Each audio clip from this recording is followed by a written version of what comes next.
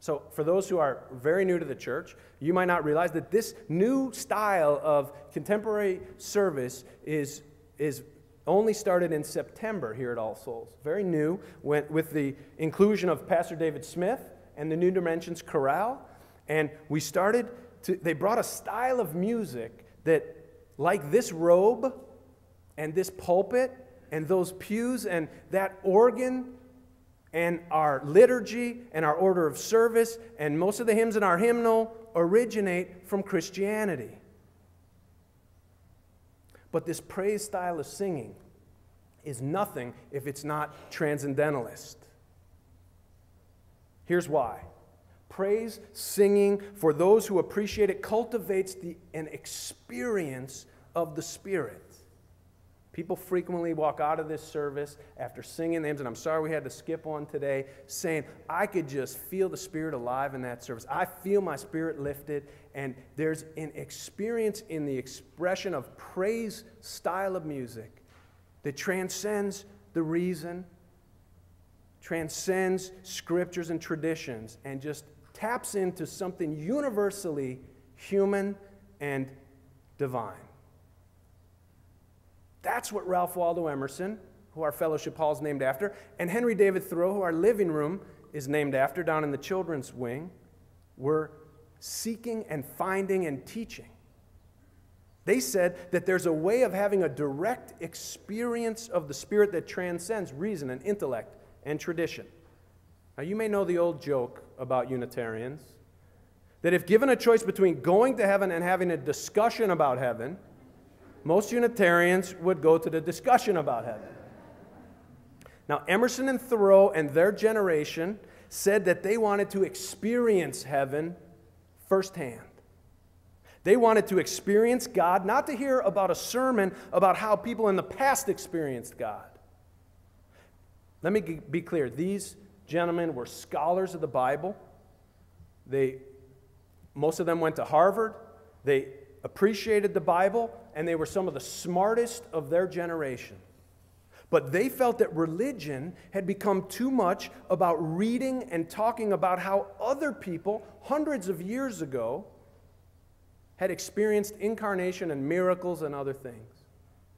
And they thought that religion needed to be more than just about rehashing secondhand stories about other people's encounter with God and Spirit, and had to be about us having our own direct experience of God and Spirit in our time and in our lives.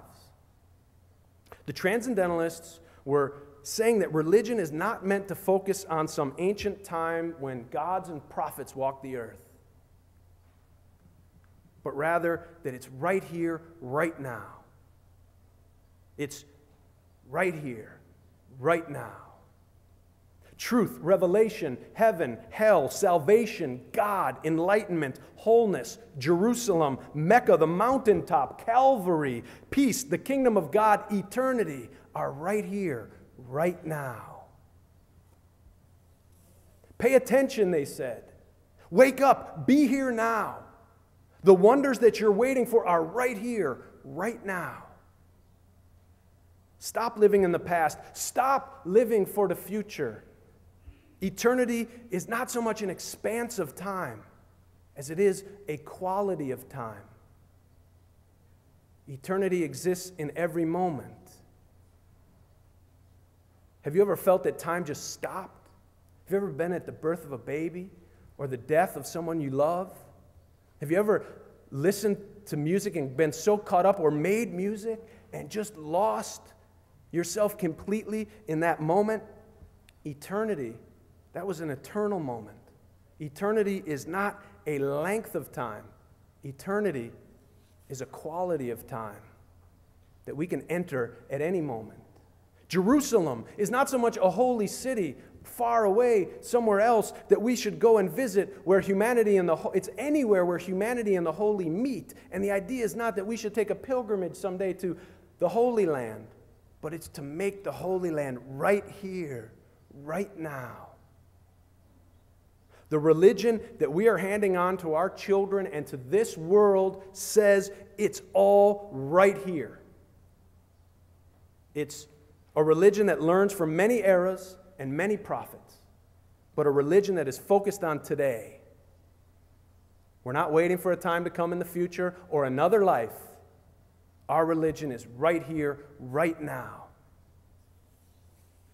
And the streams that feed this faith all merge into one river that leads to the same ocean.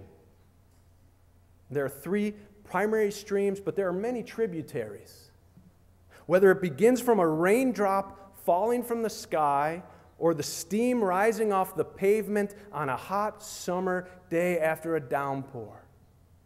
Whether it is the sweat rolling off the back of a child slave in Asia